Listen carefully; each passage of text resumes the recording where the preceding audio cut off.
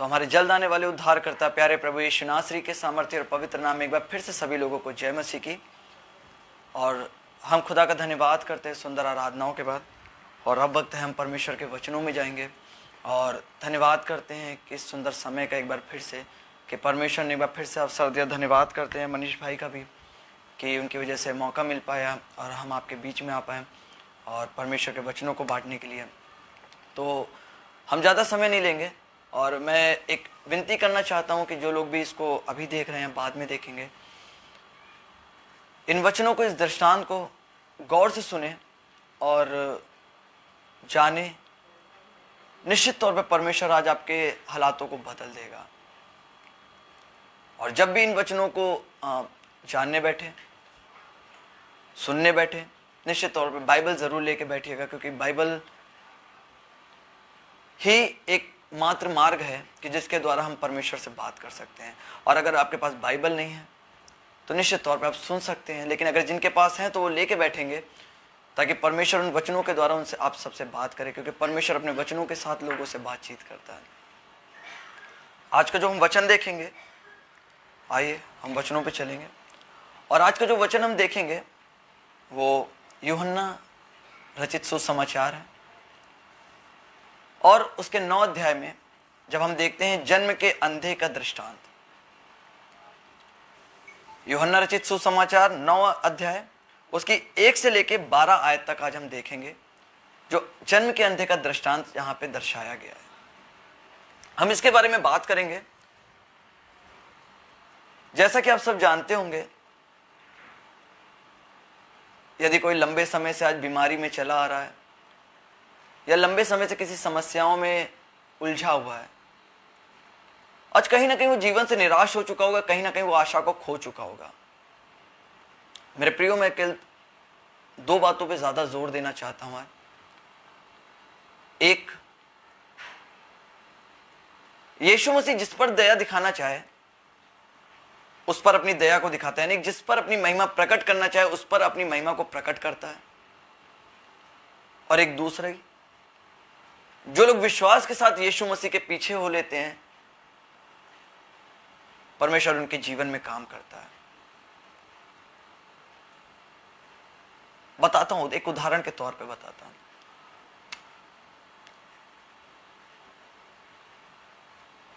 जैसे कि इस अंधे के दृष्टांत के बारे में जो हम पढ़ने जा रहे हैं, याईर की बेटी, लाजर,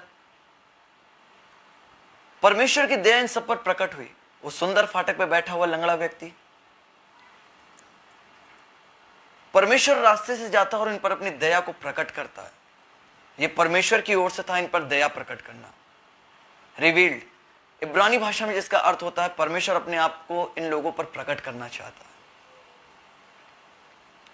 और एक विश्वास से भरकर, जैसे दानियल के 3 दोस्त,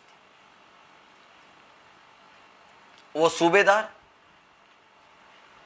जिसके दास को परमेश्वर चंगा करते हैं, 12 साल की लहू बहती महिला जो विश्वास के यीशु के पीछे हो लेती है और उसको छूती है, क्योंकि वो कहीं ना कहीं वैद्य से इलाज कराने के बाद कहीं ना कहीं हार चुकी थी। यीशु मसीह छोटी मोटी बीमारियों को ठीक करने नहीं, परंतु उन बीमारियों को ठीक करने आया है कि जिनसे सब लोग हार चुके थे, हर आशा को खो चुके थे, जो जन्म से अंधे थे, जिसका कोई इलाज नहीं था। यीशु मसीह उनको ठीक करना है। कुछ लोगों का सवाल होगा मेरे प्रियो कि पतरस की सास बुखार से थी, और बुखार एक साधारण सी बीमारी है। शायद आप उस परिस्थिति को जानते नहीं कि बुखार में होने के बाद एक खाट में वो लेटी थी, उसके शरीर में ताकत नहीं थी। चमत्कार ये नहीं कि यीशु ने तुरंत बुखार सही किया, चमत्कार वहां पे सामर्थ्य ये है कि यीशु ने उसके हाथ को छुआ और यीशु की सामर्थ्य उसके जीवन में आई। वो खाट से तुरंत खड़े होकर उसकी सेवा टहल करने लगी। सामर्थ्य ये, यदि कोई व्यक्ति को अगर हम औषधि देते हैं, दवाइयां देते हैं और वो उसको खाता है, तुरंत वो उठ के सेवा टहल नहीं कर सकता। ये सिर्फ परमेश्वर की सामर्थ्य के तौर पे हो सकती है। ऐसी बहुत सारी चीजों को आज जानेंगे दृष्टांतों के द्वारा। ध्यान दीजिए और बाइबल को निकालिए। यूहन्ना रचित सुसमाचार अध्याय 9।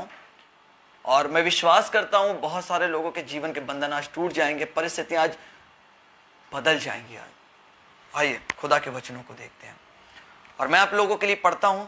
एक बार पढ़ देते हैं फिर वापस से हम समझते हैं। वहां पे लिखा है, जन्म के अंधे का दृष्टांत। जाते हुए उसने एक मनुष्य को देखा जो जन्म से अंधा था। उसके चेलों ने उससे पूछा, हे रब्बी, किसने पाप किया था कि यह अंधा जन्मा, इस मनुष्य ने या इसके माता पिता ने? यीशु ने उत्तर दिया, ना तो इसने पाप किया था न इसके माता पिता ने, परंतु यह इसलिए हुआ कि परमेश्वर के काम उसमें प्रकट हो जाए। जिसने मुझे भेजा है, हमें उसके काम दिन ही दिन में करना आवश्यक है। वह रात आने वाली है जिसमें कोई काम नहीं कर सकता है। जब तक मैं जगत में हूं तब तक जगत की ज्योति हूं। या कहकर उसने भूमि पर थूका और उस थूक से मिट्टी सानी, और वह मिट्टी उस अंधे की आंखों पर लगाकर उससे कहा, जा शिलोह के कुंड में धो ले। आगे पढ़ते हैं। शिलोह का अर्थ भेजा हुआ कुंड। उसने जाकर धोया और देखता हुआ लौट आया। तब पड़ोसी और जिन्होंने पहले उससे भीख मांगते देखा था कहने लगे, क्या यह वही नहीं है जो बैठा भीख मांगा करता था? कुछ लोगों ने कहा, यह वही है। दूसरों ने कहा, नहीं, परंतु उसके समान है। उसने कहा, मैं वही हूं। तब वे उससे पूछने लगे, तेरी आंखें कैसे खुल गईं? उसने उत्तर दिया, यीशु नामक एक व्यक्ति ने मिट्टी सानी और मेरी आंखों पर लगाकर मुझसे कहा, शिलोह के कुंड में जाकर धो ले। अतः मैं गया और धोया और देखने लगा। उन्होंने उससे पूछा, वह कहां है? उसने कहा, मैं नहीं जानता। हम इसमें कई सारी बातों पर ध्यान देंगे। परमेश्वर अपनी दया कैसे दिखाता है, उसके बाद वो हमसे कुछ करने के लिए कहता है, और जब हम उसकी आज्ञाकारिता में वैसे ही करते हुए चलते हैं, निश्चित तौर पर विश्वास माने परमेश्वर आपके जीवन में काम करने के लिए तैयार है। सिर्फ परमेश्वर उनके जीवन में काम नहीं करता जो अपने ज्ञान के अनुसार चल रहे हैं, जो अपने ज्ञान को महत्व देते हैं। क्योंकि बाइबल कहती है, परमेश्वर के वचन कहते हैं कि परमेश्वर ने जगत के मूर्खों को चुना है ताकि वो ज्ञान वालों को लज्जित करे, निर्बलों को चुना है ताकि वो बलवानों को लज्जित करे। आइए ध्यान दीजिए थोड़ा सा, हम वचनों की ओर चलते हैं। बाइबल कहती है, जब 9 अध्याय उसकी पहली आयत को पढ़ते हैं, जाते हुए उसने एक मनुष्य को देखा जो जन्म से अंधा था। अब हम जन्म से अंधे की बात करते हैं। जो जन्म से अंधा है, प्रतिदिन उसको लोग चौक पे छोड़ जाते थे। जैसे कि हम पुराने नियम पढ़ते हैं कि जो किसी के जीवन में अंधापन, लंगड़ापन या किसी भी तरीके की बीमारी होती थी, कोढ़ी, इन सबको शहर के फाटक पे छोड़ दिया जाता था, क्योंकि ये लोग शापित कहे जाते थे। इन लोगों को जब हम पुराने नियम से पढ़ते हैं, इन लोगों को शापित कहा जाता है कि शापित हैं ऐसे लोग, क्योंकि या तो इन्होंने पाप किया या इनके माता पिता ने पाप किया है, इसकी वजह से ये पाप इनके जीवन में आया है। दूसरी वचन की ओर जब हम पढ़ते हैं तो वहां पे लिखा है, उसके चेलों ने उससे पूछा, हे रब्बी, किसने पाप किया था? क्या जन्म से अंधा जन्मा है, इस मनुष्य ने या इसके माता पिता ने? तो पहली बात तो आप देखिए, जो व्यक्ति जन्म से अंधा है, कहीं ना कहीं उसके माता पिता ने इलाज कराने की कोशिश करी होगी। उस समय वैद्य हुआ करते थे, कहीं ना कहीं उसकी दवाई चलाई होगी, बहुत सारे उपचार किए होंगे। क्योंकि यदि कोई व्यक्ति आज जरा सा बीमार होता है या किसी ऐसी बीमारी से ग्रसित होता है तो निश्चित तौर पर वो इलाज कराते हैं, और इलाज के द्वारा यदि उनको आराम नहीं मिलता तो बहुत सालों तक कोशिश करते रहते वो। मैं विश्वास करता हूँ इस अंधे व्यक्ति के माता पिता ने भी ऐसा किया होगा, लेकिन जब कोशिश कर करके थक गए होंगे, वो पूरी तरीके से निराश हो चुके हैं। अब वो ऐसे उम्र के पड़ाव में एक अंधा व्यक्ति आ गया है कि अब वहां से पूरी तरीके से निराश हो चुके हैं कि इसके जीवन में कुछ नहीं हो सकता है।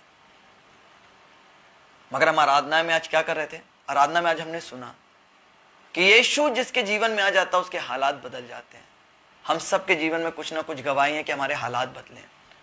तो वो व्यक्ति जो अंधा था वो निराश बैठा था, पूरी तरीके से उसको कोई आशा नहीं थी कि वो वापस से कभी जीवन में देख पाएगा। अब विश्वास करें, शायद आज आप भी निराश हो चुके हैं या आप भी आशा को खो चुके हैं, लेकिन अब विश्वास करें, अगर यीशु मसीह आपके जीवन में आ गया तो निश्चित तौर पे जो हम मनुष्यों के लिए असंभव है वो यीशु मसीह के लिए सब कुछ संभव है। आमीन।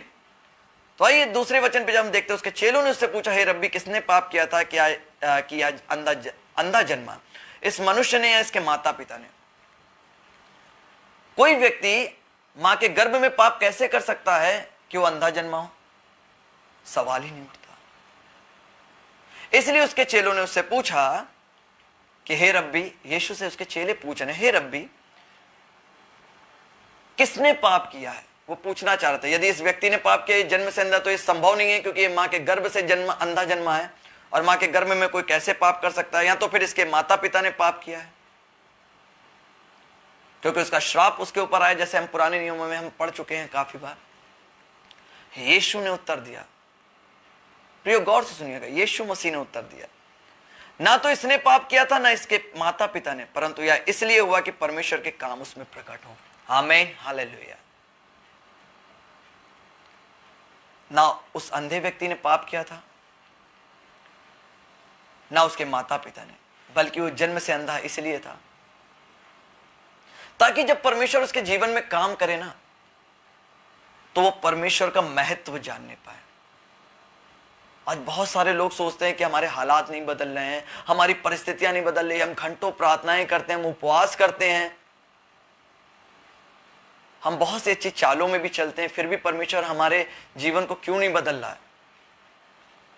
अब विश्वास करें, मैं ऐसे काफी सारे नबियों की अगर हम बात करें, इसके पहले प्रचार में भी हमने काफी सारे नबियों की बात करी थी।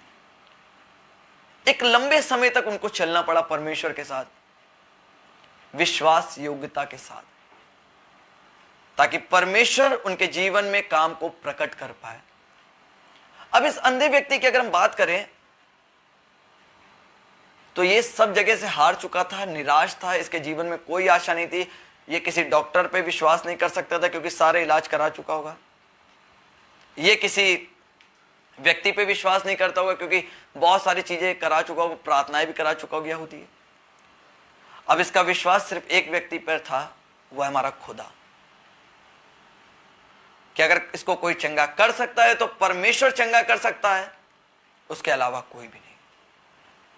और जहां भी ये बात आती है कि ना इसके माता पिता ने पाप किया है, ना इसने पाप किया है, मगर परमेश्वर के काम उसमें प्रकट हो। आज मैं आपको ये बताना चाहता हूं, अगर आप भी ये बात चाहते हैं कि परमेश्वर के काम आपके जीवन में प्रकट हो सकता है आप भी किसी लंबी समस्या से जूझ रहे हो। घबराइए मत, परेशान मत होइए, क्योंकि हो सकता है ये समस्या, ये परिस्थिति आपकी इसलिए बनी हुई है ताकि आप जीवन में सबको आजमा लें। जब आप थक के निराश हो जाएं, थक जाएं और पूरी तरीके से परमेश्वर पर विश्वास करने लगे, तो परमेश्वर अपने कामों को आपके जीवन में प्रकट करने पाए। मैं विश्वास करता हूं जो लोग विश्वास के साथ परमेश्वर पे जाते हैं, हम 12 साल की लहू बहती महिला का अगर हम दृष्टांत पढ़ते हैं, देखते हैं, उसने सभी लोगों वैद्यों को दिखा लिया, औषधि चलाई होगी, दवाइयां ली होंगी बहुत सारी, और बहुत सा इलाज कराया, बहुत सा पैसा खर्चा किया, जैसा बाइबल हमें बताती है। लेकिन जब सब कुछ वो करके थक गई और उसने एक बार यीशु के बारे में सुना, हमारा जीवन देने वाला परमेश्वर, उसके बारे में सुना, और वो गिरती पड़ती उसके वस्त्र को, चोंगे को छूने के लिए गई। विश्वास करे, उसके विश्वास ने उसको चंगा कर दिया। परमेश्वर का काम उस पर प्रकट हुआ। ये वो विश्वास के साथ गई, लेकिन जिस पर यीशु स्वयं अपनी दया दिखाना चाहे, बाइबल कहती है इफिसियों 2 के 8 और 9 में, कोई इसलिए प्रसन्न ना हो कि उसके कर्मों की वजह से उसको उद्धार मिला है, बल्कि परमेश्वर की दया उस पर हुई है। ये दया के लिए मैं बात कर रहा हूं। और परमेश्वर की दया तब होती है जब आप सारी तरीके से निराश होकर बैठ जाते हो, सिर्फ परमेश्वर पर अपनी दृष्टि लगाते हैं और उसका इंतजार करते हैं कि परमेश्वर कब आपके जीवन में आके काम करेगा। कहीं ना कहीं ये अंधा व्यक्ति भी परमेश्वर को याद कर रहा होगा, एक बहुत लंबे समय से, थोड़ा बहुत समय नहीं, एक बहुत लंबे समय से याद कर रहा होगा, क्योंकि इसकी बीमारी जन्म से थी, जन्म से अंधा हुआ था वो, और जिसका कोई इलाज नहीं था। ऐसी हमारी समस्या को हम समझ रहे हैं, वो अंधा व्यक्ति जैसे समझ रहा होगा मेरा कुछ नहीं हो सकता, मेरा कोई इलाज नहीं, सिर्फ परमेश्वर ही ठीक कर सकता है, ऐसे वो भी सोच रहा होगा बैठ के कि सिर्फ परमेश्वर ही मुझे बचा सकता है और मुझे इस उम्र में अब देखने की अनुमति दे सकता है। मैं आपका ध्यान केवल इस ओर खींचना चाहता हूं। हो सकता है आप बहुत सारे डॉक्टरों के पीछे भाग रहे हो, हो सकता है आपकी परिस्थिति ऐसी हो कि आप लोगों मनुष्यों पर विश्वास कर रहे हो सकता है आप निराश हो गए पूरी तरीके से। अभी भी अपनी आशा को मत खो, क्योंकि यहां परमेश्वर ने अपने चमत्कार को दया दिखाई और उसके बाद एक आज्ञा भी दी है, जिसके बाद वो व्यक्ति आज्ञाकारिता के साथ गया और कार्य करता है और वो परमेश्वर की महिमा को देखता है। आज हम बहुत सारी बातों को देखेंगे, जानेंगे इस दृष्टांत के द्वारा, बहुत छुपी हुई गहराइयों को जानेंगे। जब यीशु मसीह ने उत्तर दिया, ना तो इसने पाप किया है ना इसके माता पिता ने, परंतु यह इसलिए हुआ कि परमेश्वर के काम इसमें प्रकट हो। परमेश्वर शुरू से ही चाहता है कि वो हम मनुष्यों के मध्य में प्रकट अपने आप को करें। उसने आदम हव्वा को बनाया अपने आप को प्रकट करने के लिए, वो उनको अपने आप को प्रकट करता था और प्रकट करके उनसे बातचीत करना चाहता था। आज वो हमसे प्रेम करता है और प्रेम के द्वारा क्या चाहता है कि हम अपने बच्चों के मध्य में रहें, उनसे अपने दिल की बात करें। इसलिए वो हमारे जीवन में क्या करता है? चमत्कार करता है। लेकिन कहीं ना कहीं चमत्कार के बाद क्या करते हैं? भटक जाते हैं और परमेश्वर पिता से दूर हो जाते हैं। आइए चौथी आयत की ओर आइए, देखते हैं। चौथी आयत में लिखा है कि जिसने मुझे भेजा है हमें उसके काम दिन ही दिन में करना आवश्यक है, वह रात आने वाली है जिसमें कोई काम नहीं कर सकता है। यह भविष्यवाणी है, ये वो भविष्यवाणी है जो यीशु मसीह अपने क्रूस पे चढ़ाए जाने की बात कर रहा है कि एक ऐसा समय आने वाला है कि जिसमें कोई काम नहीं कर सकता। वो रात आने वाली है, क्योंकि यीशु मसीह रात में पकड़वाया गया। वो रात आने वाली है। वो अपने पकड़ाए जाने की भविष्यवाणी कर रहा था कि जो पिता के काम है, जिसने मुझे भेजा है, हमें उसके काम दिन ही दिन में करना आवश्यक है। वह रात आने वाली जिसमें कोई काम नहीं कर सकता है। हम गौर से इस बाइबल को पढ़ेंगे तो एक भविष्यवाणी दी गई है कि जिसके द्वारा यीशु मसीह आने वाले समय के बारे में बता रहा है। उसके बाद 5 आयत में कहता है, जब मैं जगत में हूं तब तक जगत की ज्योति में हूं। हम सब जानते हैं यीशु मसीह जगत में आए और जगत की ज्योति कहलाए और वो ज्योति की संतान है, क्योंकि जब हम उत्पत्ति की पत्री में देखते हैं कि परमेश्वर ने उजाला देखा और उजाले को ही उत्तम समझा, अंधेरे से अलग कर दिया। और जितने ज्यादा काम हैं सब उजाले में ही होते हैं, क्योंकि परमेश्वर के स्वर्ग में भी हम देखते हैं कभी अंधेरे का जिक्र नहीं सुनते हैं। वहां सब कुछ उजियाला है, प्रकाशमान, प्रकाशमय है। 6 आयत कहती है, या कहकर, जब ये बातें यीशु मसीह उनसे कह चुका अपने चेलों को, पहले उसने बातों को बताया, परमेश्वर की अद्भुत बातों को बताया। सबसे पहले मैं आपको एक बात पे याद दिलाना चाहता हूं कि उसके चेलों ने जब ये बात को पूछा, सबसे पहले यीशु मसीह ने उनके संदेह का उत्तर दिया। सबसे पहले उन लोगों का संदेह उतारा। क्या संदेह था? कि इसने पाप किया कि इसके माता पिता ने पाप किया, जो चेलों का संदेह था। और यीशु मसीह ने सबसे पहले अपने चेलों को संदेह को क्या किया? दूर किया। सबसे पहले संदेह दूर किया गया उनके जीवन से। उसके बाद जो आज्ञाएं पवित्र शास्त्र में पुराने नियम में लिखी थी, उसके द्वारा यीशु मसीह ने अपने चेलों से बातचीत करी और भविष्यवाणी को भी बताया जो होने वाला था। अब 6 आयत की ओर आते हैं कि 6 आयत कहती है, या कहकर उसने भूमि पर थूका और उस थूक से मिट्टी सानी और वह मिट्टी उस अंधे की आंखों पर लगा दी। हम बहुत सी जगहों पर हमने देखा है कि यीशु मसीह ने अंधों के सिर्फ छूने से ही ठीक हो गए, बोलने से ही ठीक हो गए। यहां पे थूकने की क्या आवश्यकता पड़ी? इसका रहस्य जब हम पुराने नियम में जाते हैं तो वहां पे हम देखते हैं कि जो लोग शापित होते थे और जो फाटक पे बैठाए जाते थे, शहरपना के फाटक पे बैठाए जाते थे, उनको देख के जो अंधे, लंगड़े, कोढ़ी, इस प्रकार के जो लोग होते थे, उनको लोग देखते थे और थूकते थे और कहते थे श्रापित हुए वो लोग, क्योंकि समझते थे या तो इन्होंने पाप किया है या इनके माता पिता ने पाप किया है, जिसका श्राप इनके ऊपर आया है, जिसकी वजह से जन्म से अंधे, लंगड़े या कोढ़ी जो भी है। यीशु मसीह ने भी थूका, लेकिन वो थूक उनको श्रापित कहने के लिए नहीं था। उस मिट्टी पर थूका और मिट्टी सानी। और आपको बता दें, हम जिस दिन ये अंधे व्यक्ति का दृष्टांत है, जिस दिन ये जमीन पे थूका गया, मिट्टी पे थूका गया, पहली बार मिट्टी के द्वारा मनुष्य की रचना हुई है। ये मिट्टी के द्वारा ही मानव शरीर बनाया गया है, इसलिए उस मिट्टी पे थूका। दूसरी बात कि वो शब्द का दिन था, और शब्द के दिन में मिट्टी सानना बिल्कुल भी वहां पे, शब्द के दिन में जैसा कि हम सब जानते हैं कि हम कोई कार्य नहीं कर सकते हैं, तो मिट्टी सानना भी अलाउ नहीं था वहां पे। शब्द के दिन में हम कोई कार्य नहीं कर सकते हैं, मिट्टी सानना भी नहीं। वो शब्द का दिन था जिस समय की घटना मैं बता रहा हूं। और उस मिट्टी को साना, और वह मिट्टी उस अंधे की आंखों पर लगा दी। वो मिट्टी जिसके द्वारा हम मानव बनाए गए हैं, उस पर सबसे पहले थूका। थूका किस लिए, आपको हम बताते आए हैं पुराने नियम में क्या था, क्यों लोग थूकते थे और उनको बोल देख के शापित कहते थे, और मिट्टी नहीं सान सकते थे उस दिन पे। तो यीशु मसीह ने क्या किया, व्यवस्था को खत्म नहीं, परंतु व्यवस्था को पूरी करने आया था। ये व्यवस्था खत्म नहीं कर रहे थे, ये व्यवस्था को पूरी किया जा रहा था। और उस मिट्टी को सानते हैं, जिस दिन मना था उस दिन भी सान के उसकी आंखों पे लगा दिया।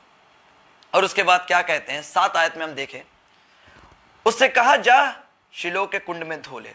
शिलो का अर्थ भेजा हुआ, जिस कुंड के बारे में हम जाते हैं प्रतिवर्ष एक स्वर्गदूत उस जल को हिलाता था, और जो कोई भी सबसे पहला व्यक्ति अपने रोगों के साथ उस कुंड में उतरता था, उसकी सारी बीमारी, किसी भी तरीके की बीमारी होती थी, वो ठीक हो जाती थी।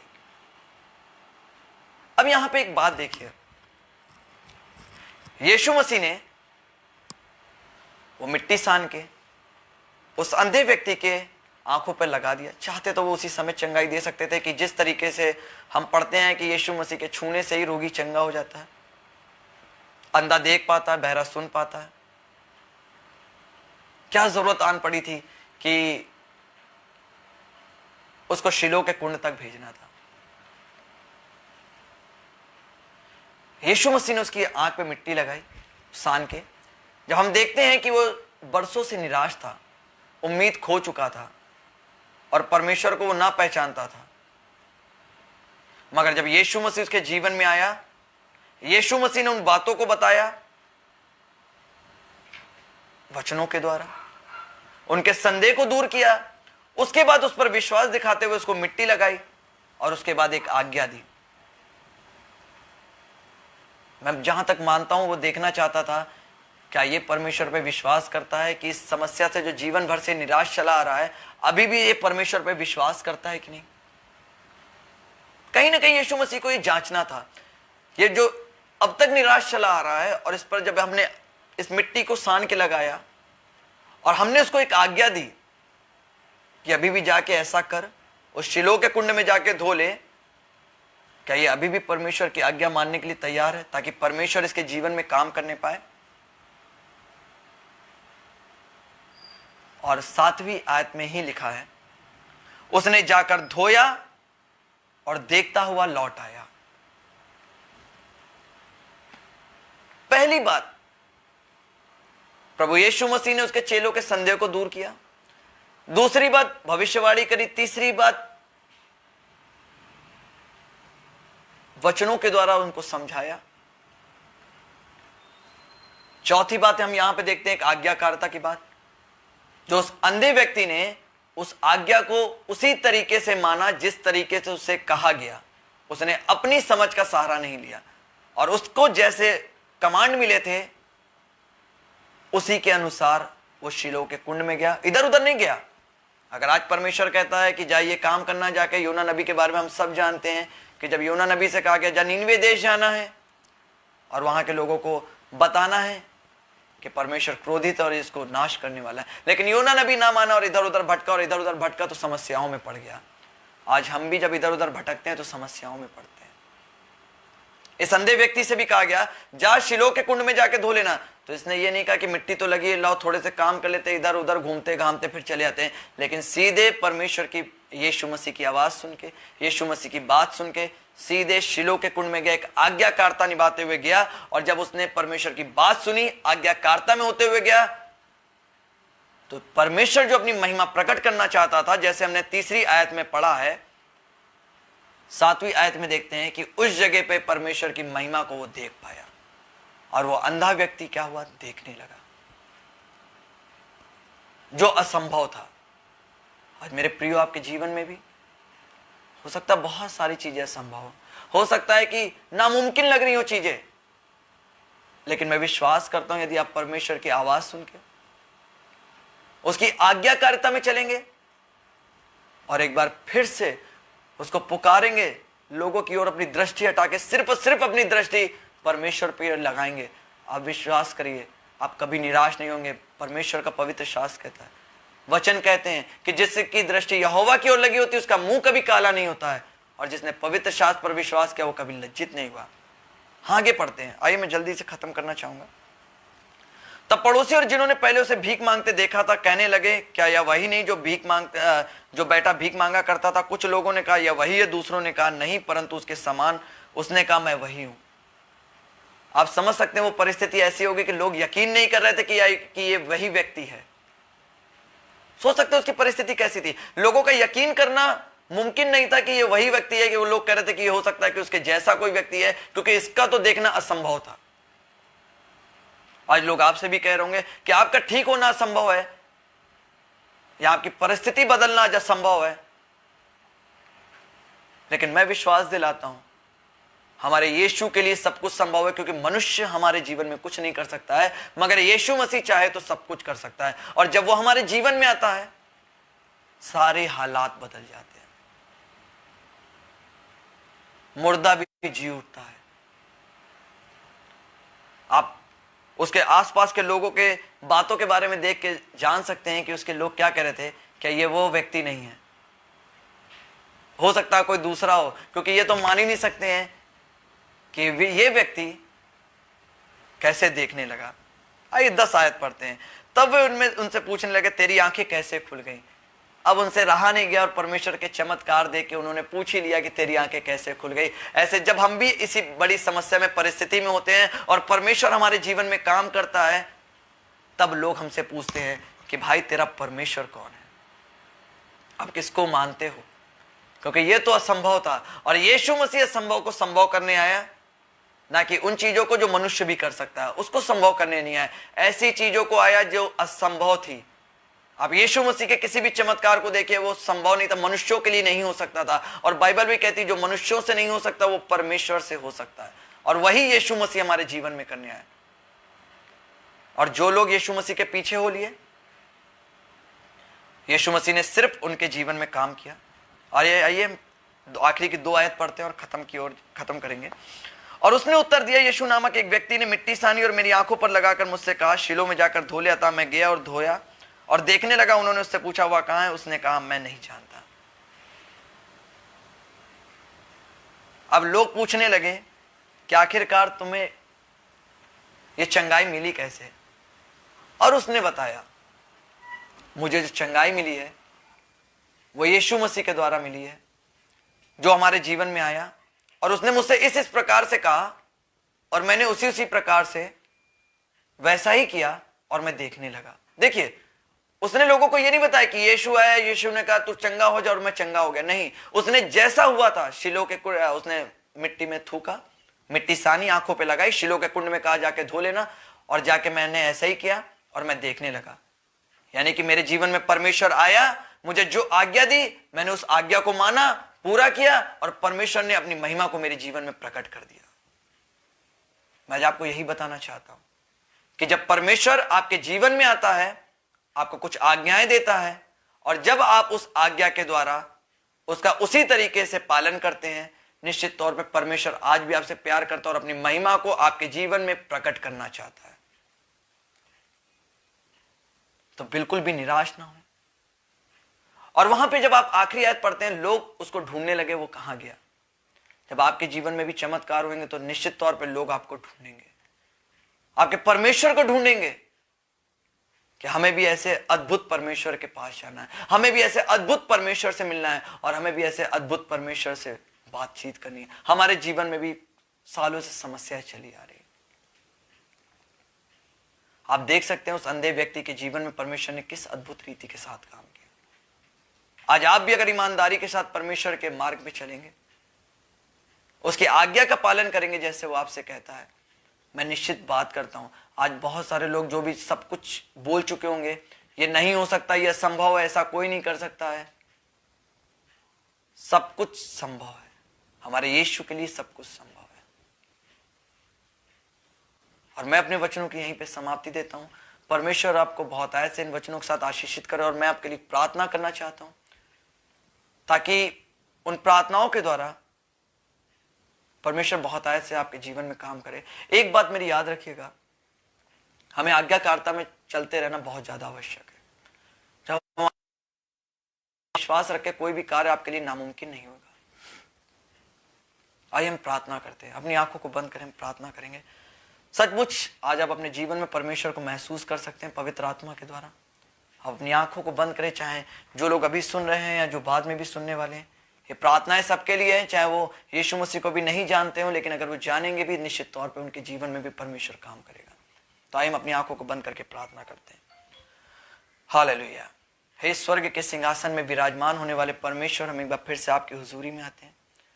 पिता, दीन होते हैं, विनम्र होते हैं, झुकते हैं। पिता, हम धन्यवाद करते हैं आज के अद्भुत सुंदर दिन के लिए कि आपने हमारे जीवन में हम सबको संभाला, सुरक्षित रखा, ये अवसर दिया और खुदावन अपनी वचन बोलने का पिता मौका दिया। हम धन्यवाद करते हैं पिता, ये जो वचन, जो आपके पवित्र वचन है पिता, आज बहुत ऐसे इन सबके जीवन में 10, 20, 30 नहीं 100 गुना अधिक फल लाने वाले होने पाए। ये एक उपजाऊ भूमि पर गिरे और परमेश्वर बहुत ऐसे लोग उनकी चौकसी करने पाए, ताकि इस चौकसी के द्वारा पिता परमेश्वर इन वचनों की देखभाल करे और सही समय पर ये लोग फल लाने वाले होने पाए। मैं नहीं जानता पिता आज बहुत सारे लोगों की परिस्थिति कैसी है, मगर ये जानता हूं कि मेरा परमेश्वर, मेरा यीशु मसीह हर एक असंभव को संभव करता है। यूहन्ना 1:12 के अनुसार आपकी संतान होने के अधिकार से पिता इसी समय जो लोग इस प्रार्थनाओं को सुन रहे हैं, जो लोग देख रहे हैं, पवित्र आत्मा इसी समय उनके जीवन पे उतरे। और जो लोग चंगे होना चाहते हैं, जो लोग विश्वास करते हैं पिता प्रार्थनाओं पे, इसी समय उनके सारे बंधन, सारी बीमारी, हर एक परेशानी और हर एक समस्या यीशु के नाम से टूटने पाए। हर बीमारी यीशु के नाम से चंगाई पाने पाए। हर बंदमार, हर एक उनकी परिस्थिति यीशु के नाम से बदल जाए। खुदावन हो सकता है उनके मार्ग बंद हैं, लेकिन इसी समय उनके मार्गों को यीशु के नाम से खोल देते हैं। आपका वचन कहता है याकूब 5:15 में, किसी भी विश्वास भरी प्रार्थना के साथ तुम किसी भी तरीके के रोगी को चंगा कर दोगे, उसके सारे गुनाह पाप क्षमा कर दिए जाएंगे, वह रोगी उठ के खड़ा हो जाएगा। पवित्र शास्त्र कहती है यीशु के नाम से दुष्ट आत्मा भी हमारे वश में है। हो सकता है बहुत सालों से किसी को दुष्ट आत्माओं ने ग्रसित किया हो, जकड़ा हो, इसी समय यीशु के नाम से उसके जीवन से छोड़ के चली जा। हर बंधन यीशु के नाम से तोड़ देते हैं।